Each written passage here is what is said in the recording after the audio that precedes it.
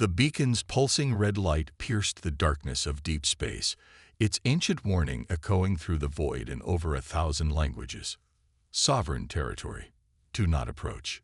Junior Archivist Zexlar's appendages trembled as they recorded the discovery, their bioluminescent patches flickering with excitement in the dim control room of the research vessel Eternal Knowledge. The warning beacon was unlike anything in the Galactic Concordat's records. Its construction was elegant yet alien, utilizing principles of quantum mechanics that even the Concordat's most advanced scientists barely understood. Most intriguing was its power source. Somehow, after what their scans indicated was over 300 years of operation, it showed no signs of degradation.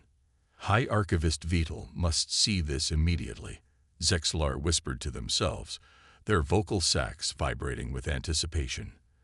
The young Archean scientist had spent the last 3 cycles cataloging this unexplored sector of space, expecting nothing more exciting than the usual stellar phenomena. Instead, they had stumbled upon what could be the greatest discovery since the founding of the Concordat itself. The ship's quantum communicator hummed to life, establishing a direct link to the Concordat's central archive. Vital's holographic form materialized, their elder markings glowing with a sharp blue intensity that reflected their irritation at being disturbed. This had better be important, Junior Archivist. The Council is meeting to discuss the expansion into the Cygnus Arm, and I. High Archivist, we found a warning beacon. Zexlar interrupted, their professional composure momentarily forgotten. But it's like nothing we've ever seen. The technology. It's beyond even our understanding. Vital's irritation transformed into sharp interest. Impossible. The Concordat represents the pinnacle of galactic civilization. Show me. Zexlar transmitted the scan data, watching as Vital's expression shifted from skepticism to confusion to something approaching fear. The High Archivist's markings pulsed rapidly, a sign of deep disturbance among their species. These readings, they can't be correct. The power signature alone would require. Vital's voice trailed off as they studied the data more closely. What's beyond the beacon? What's it protecting? A solar system, seemingly unremarkable except. Zexlar brought up the long-range scans. The third planet shows signs of civilization. Primitive by our standards, their atmospheric pollution levels suggest early industrial development.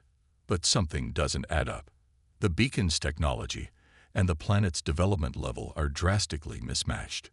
Vital's hologram flickered as they accessed the Concordat's central database. There's no record of any advanced civilization claiming that sector. The beacon's age suggests it was placed there centuries ago, yet we've had no contact with any species capable of such technology. Should we approach closer? Our sensors cooled. No. Vital's response was sharp enough to make Zexlar recoil. Maintain your distance. I'm forwarding this to the Council immediately. Something about this situation feels wrong. But the Council's response was not what either archivist expected. Within hours, a priority communication arrived from Supreme Counselor Naztol himself. His massive form dominated the holographic projection, his species' characteristic crystal growths gleaming with authority. An interesting discovery, archivists, but hardly cause for such concern. Naztol's translated voice carried tones of dismissal. Clearly, this is remnant technology from some long-vanished civilization. The primitive species currently occupying that system couldn't possibly have created it. In fact, this presents an excellent opportunity. Opportunity, Supreme Counselor. Vital's markings pulsed with uncertainty. Of course, a primitive civilization, right on the edge of industrial development. They're at the perfect stage for integration into the Concordat. We can guide them, shape their development, ensure they develop along appropriate lines. Naztol's crystal fragments sparkled with what Zexlar recognized as ambition. The resource surveys of that system show remarkable potential. But Supreme Counselor, Zexlar protested, the warning beacon is irrelevant. Naztol cut them off. Some ancient race's territorial marker has no bearing on Concordat policy. I'm dispatching the integration fleet immediately. Within a cycle, we'll have another client species contributing to the greater good of galactic civilization. After the transmission ended, Zexlar turned to Vital's hologram. High Archivist, something about this feels deeply wrong. The complexity of the beacon, its power source, the mathematical precision of its positioning. Whoever placed it here was far more advanced than we are. Should we really be ignoring their warning? It's out of our hands now, Junior Archivist, Vital replied, their markings now a dull blue of resignation. But I share your concerns. Continue your observations. Document everything. I have a feeling we're about to witness something unprecedented. As the integration fleet assembled at the edge of the system, Zexlar maintained their vigil. They couldn't shake the feeling that they were all missing something obvious. The beacon's warning continued its endless broadcast, and now it seemed less like a territorial marker and more like a desperate attempt to prevent a catastrophic mistake. The first signs that something was wrong came 3 days later. The integration fleet's advanced scouts reported strange energy readings from the planet's direction. Their sensors, the most sophisticated in known space, couldn't make sense of the patterns they were detecting. Then the communications began to fail, not through any apparent interference, but as if something was simply accessing and shutting down their quantum networks at will. In their observation log, Zexlar made one final entry. I fear we've not discovered a primitive civilization in need of guidance. I fear we've awakened something that our ancestors once fled from. The warning wasn't meant to protect them from us. It was meant to protect us from them. The next transmission from the integration fleet would change the galaxy's understanding of humanity forever. But by then, it would be far too late.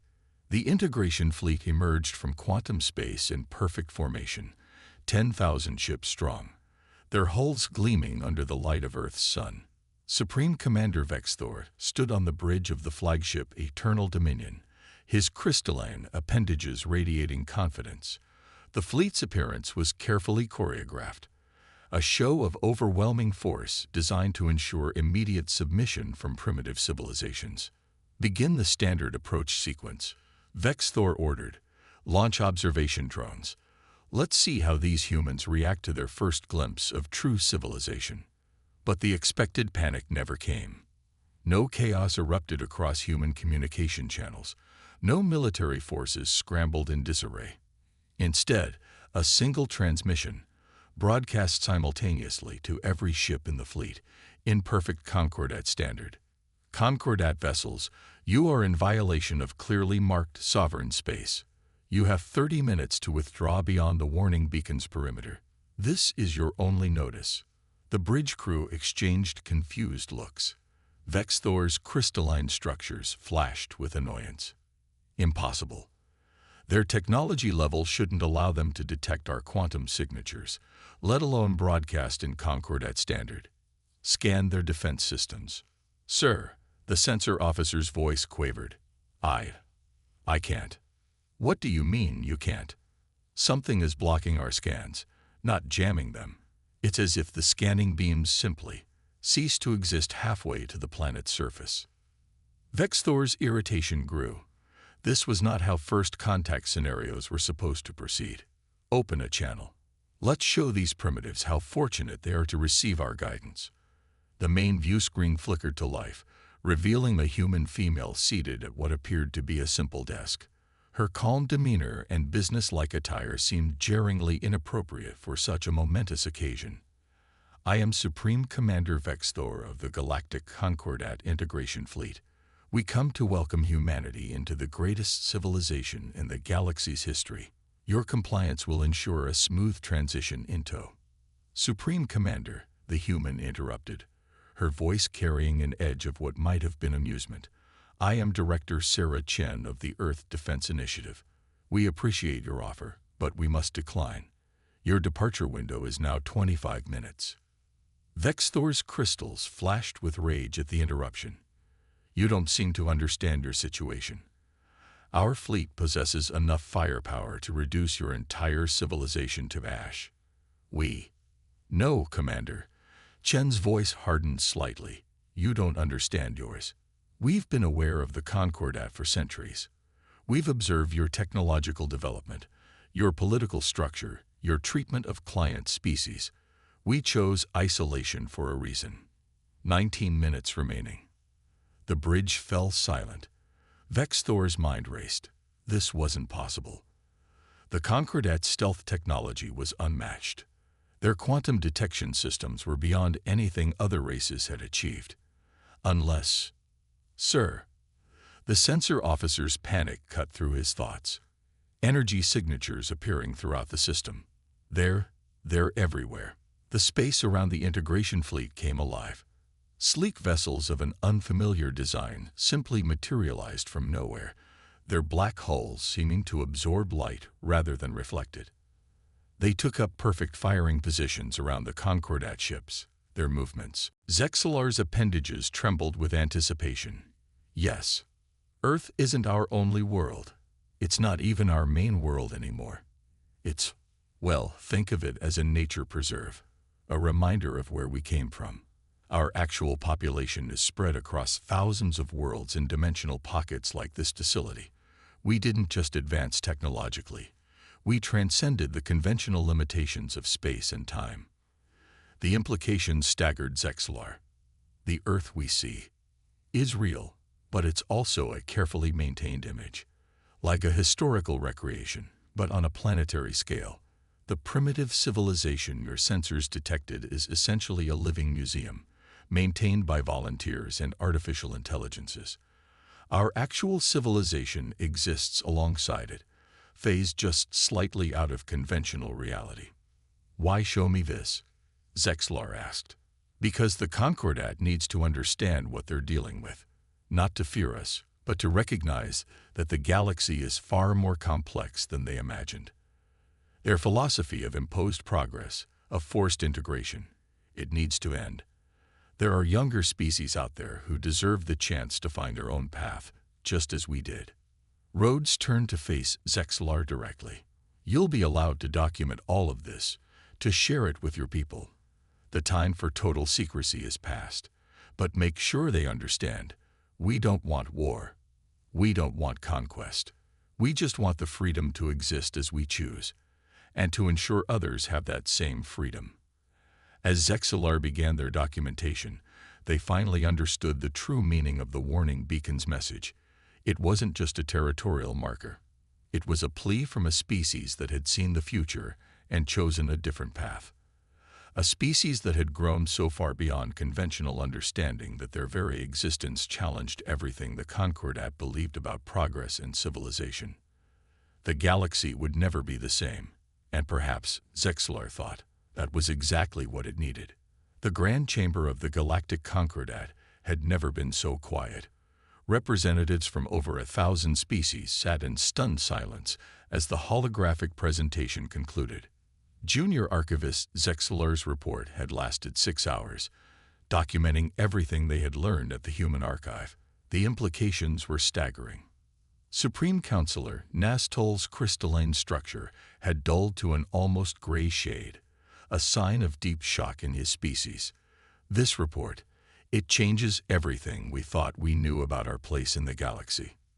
Director Chen materialized in the center of the chamber, not as a conventional hologram, but as a quantum projection that seemed more real than reality itself. That was rather the point, Supreme Counselor. You've been watching us all along, Nastol stated, his voice carrying a mix of awe and apprehension. Every expansion, every integration, every technological development. Yes, Chen nodded. We watched you absorb species after species into your Concordat. Some willingly, many through coercion. We watched you suppress their technological development while claiming to guide it. We watched, we learned, and we chose a different path. The chamber's quantum displays activated, showing images that made even the most seasoned scientists present gasp in wonder. Dyson swarms that existed in multiple dimensions simultaneously.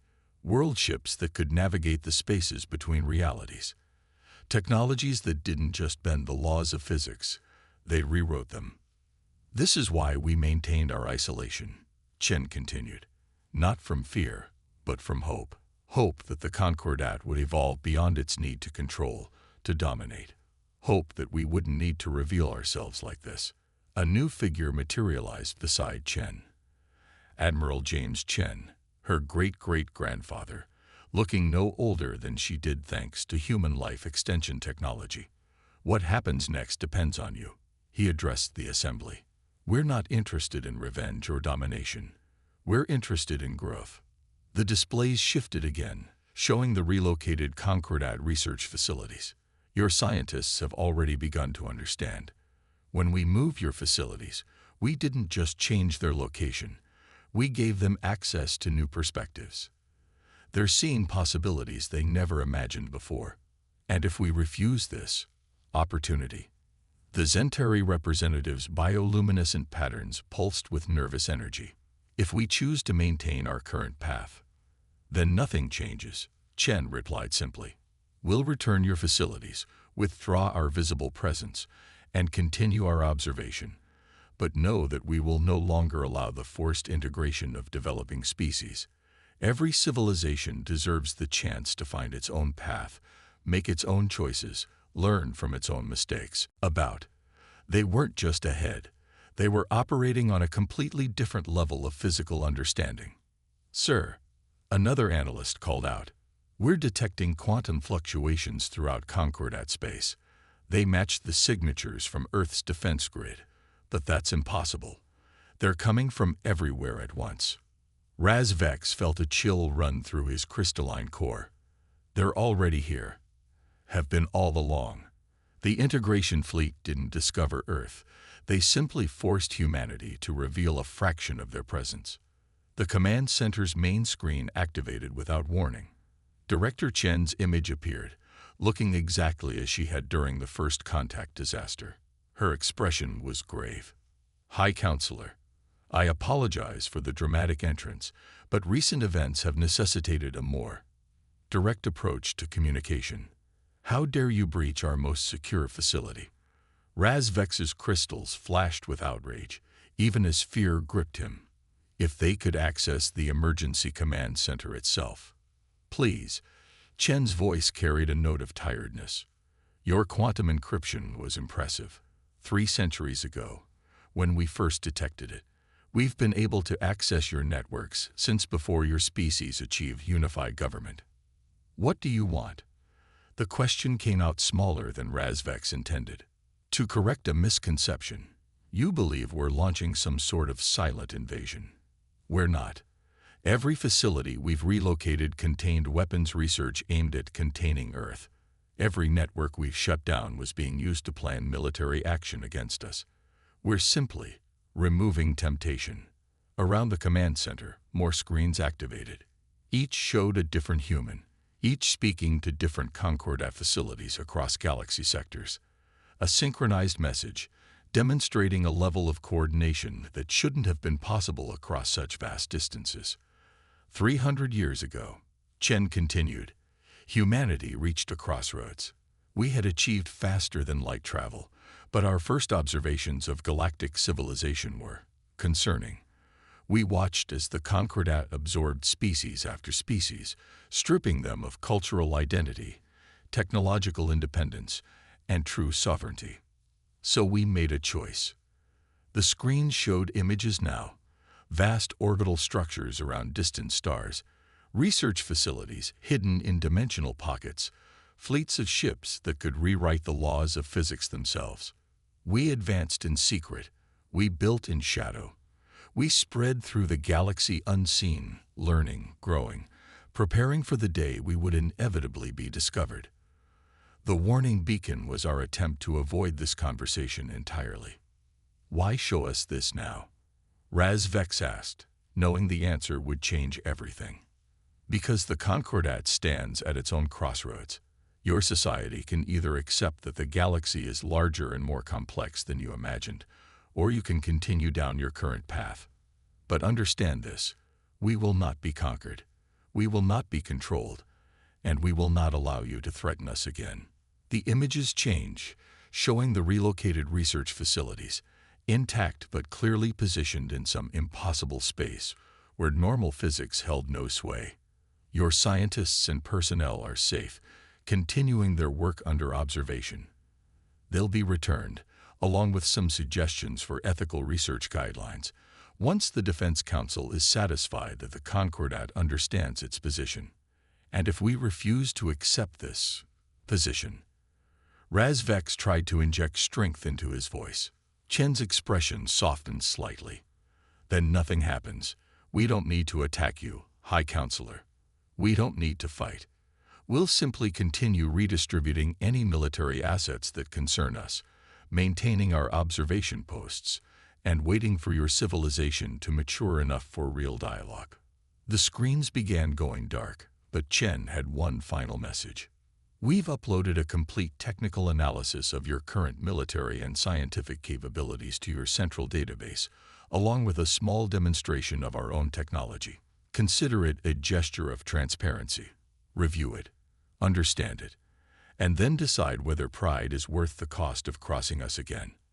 After the transmission ended, Razvex stood in silence, his crystals pulsing with troubled light. They had thought themselves the pinnacle of civilization, the guiding force of galactic development. But humans had been watching them fumble through the cosmic darkness like children, advancing far beyond them while maintaining the illusion of primitiveness. Orders, High Counselor. General Kaxnar asked quietly. Razvex stared at the star map, where human quantum signatures now pulsed everywhere, a galaxy-spanning network they'd never detected until now. Call an emergency session of the full council. All species, all representatives. It's time we learned our place in the universe. As alerts went out across Concordat space, as political structures centuries in the making began to shift, humanity watched and waited. They had revealed enough to make their point, but the true extent of their capabilities remained hidden. For now, Junior Archivist Zexlar felt an odd sense of symmetry as they approached the coordinates provided by Earth's Defense Initiative. Just cycles ago, they had discovered the warning beacon that started everything. Now, humanity had invited them to learn why it had been placed there at all. The research vessel Eternal Knowledge dropped out of quantum space at the designated point, seemingly empty space far from any star system. Zexlar's instruments detected nothing unusual until a transmission arrived in perfect Concordat standard. Welcome, Archivist. Dimensional shift initiating in 3 seconds. Please maintain your position. Reality. Twisted. There was no other way to describe it. Space itself seemed to fold, and suddenly they were somewhere else. A massive structure stretched before them, its architecture defying conventional physics. It was like looking at a building that existed in more dimensions than space should allow. This is Historical Waypoint 17, a calm human voice explained over the comm. One of our early research stations, now converted into a historical archive. Please dock at your convenience. Their escort was waiting at the airlock. Dr. Emily Rhodes, a human historian whose casual demeanor belied the fact that she was over 200 years old. Human life extension technology, Zexlar had learned, was just one of countless advances they had kept hidden. You're here because you asked the right questions, Rhodes began as they walked through impossibly geometric corridors. Most Concordat officials are still arguing about how to respond to our revelations. You wanted to know why.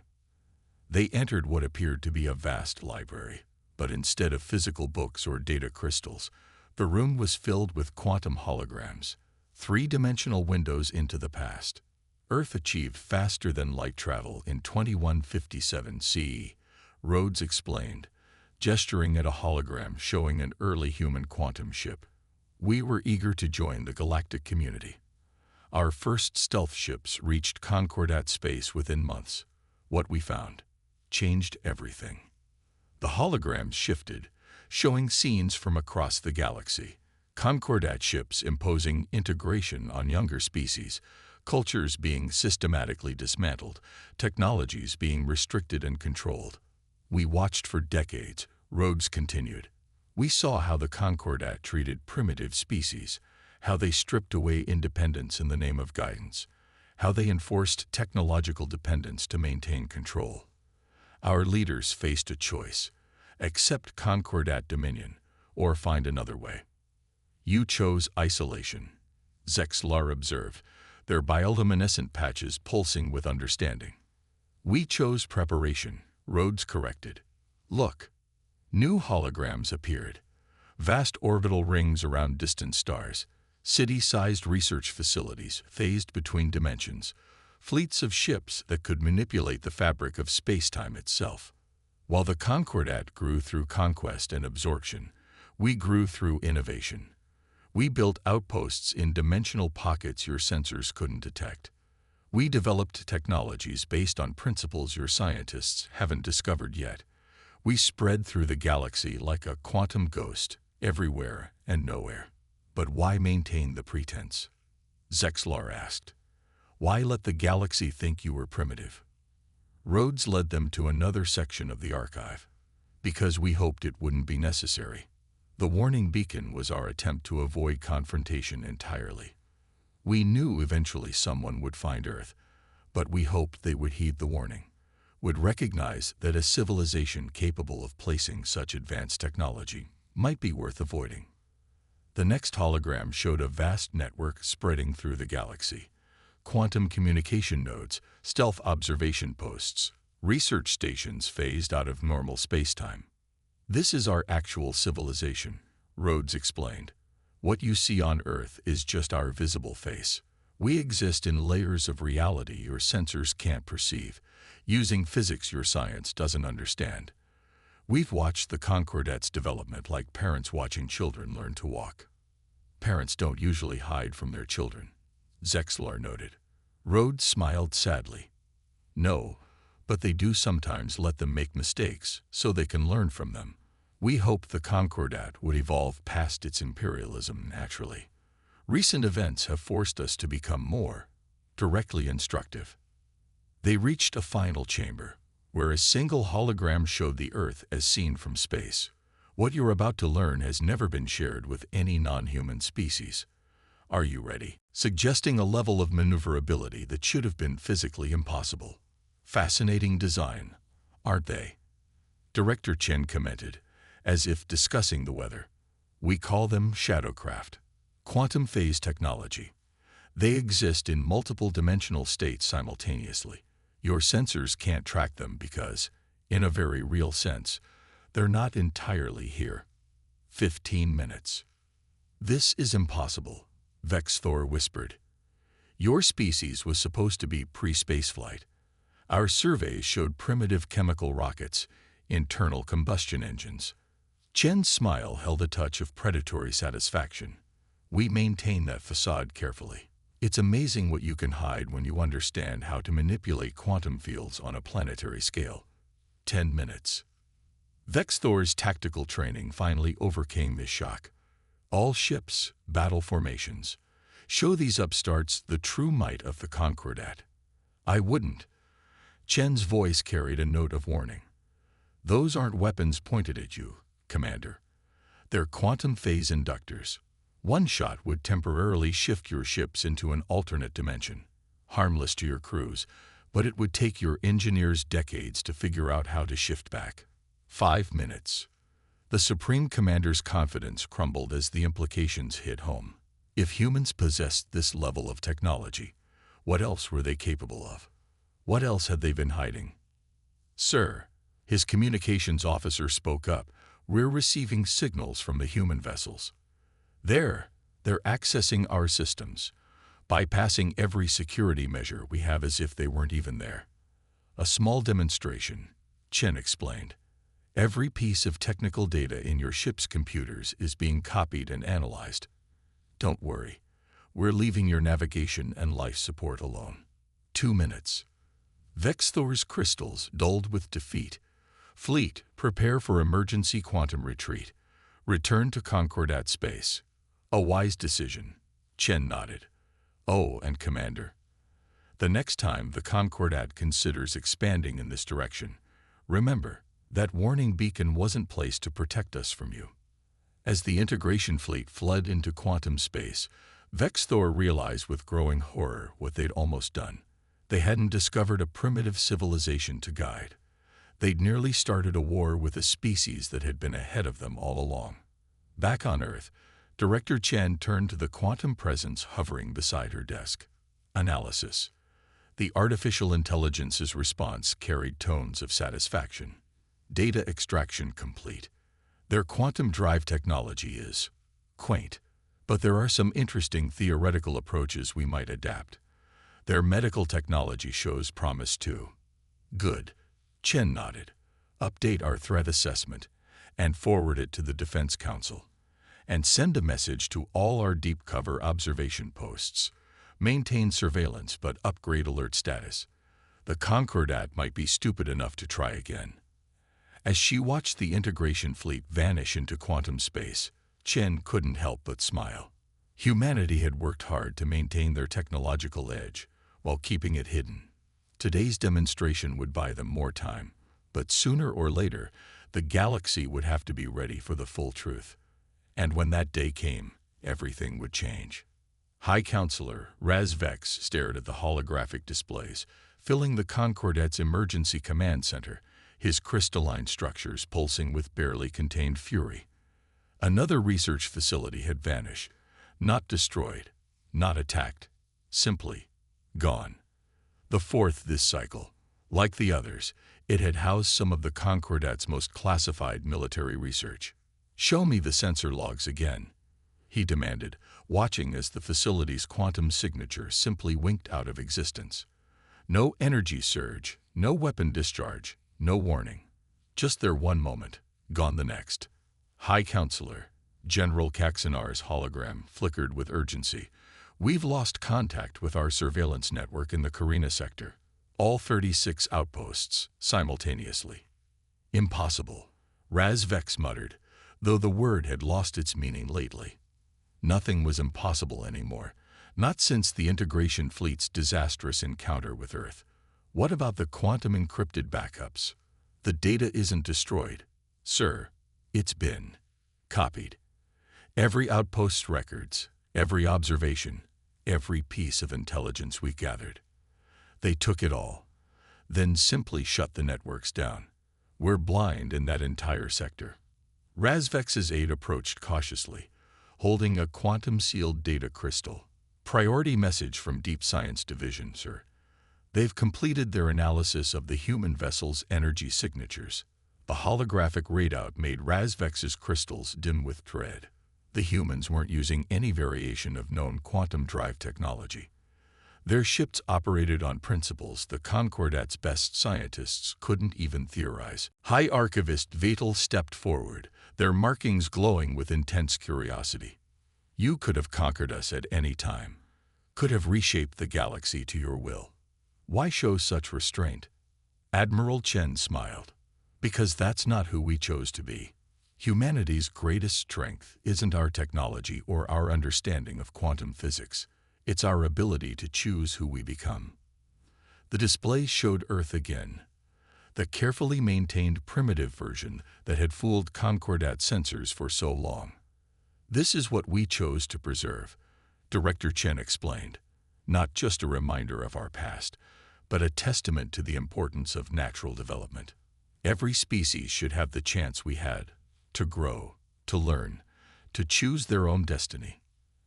"And now," Naztul asked quietly, "what role do you see for the Concordat in this new galaxy?" "That's up to you," Chen replied. "You can continue as you have, though under our observation and with restrictions on your expansion. Or you can choose to evolve, to become something greater than conquerors and controllers. To join us in helping younger species grow naturally, intervening only to prevent destruction or exploitation." The chamber erupted in discussion. Thousands of voices debating the choice that would reshape galactic civilization. Through it all, Junior Archivist Zexlar watched from their position near the archive station, their bioluminescence pulsing with excitement. "They're going to choose growth," a voice said beside them. Dr. Rhodes had appeared without warning, smiling at the scene. "We've been watching them long enough to know that when faced with undeniable proof of their limitations, the Concordat species adapt. It's why we chose this moment to reveal ourselves." "What happens next?" Zexlar asked. Something wonderful, Rhodes replied. The galaxy is full of emerging civilizations, each with their own potential, their own unique perspectives on reality. Together, we can help them flourish without controlling them. We can learn from them even as they learn from us. As if to prove her point, the quantum displays showed new images, dozens of young civilizations on the verge of achieving faster-than-light travel, each following their own unique path of development. The warning beacon can come down now, Director Chen announced to the chamber. Its message has served its purpose, but let its lesson remain. True civilization isn't about power or control. It's about wisdom, growth, and the courage to choose a better path. The chamber's quantum field hummed with energy as representatives began casting their votes. The future was uncertain, but for the first time in centuries, it was truly open to possibility. Humanity had hidden in the quantum shadows for 300 years, advancing beyond anything the Concordat had imagined possible. Now they were offering not just technology or knowledge, but a new way of seeing the galaxy itself. As the final votes were tallied, as the Concordat took its first steps toward a new form of existence, the warning beacon that had started it all quietly deactivated. Its message was no longer needed.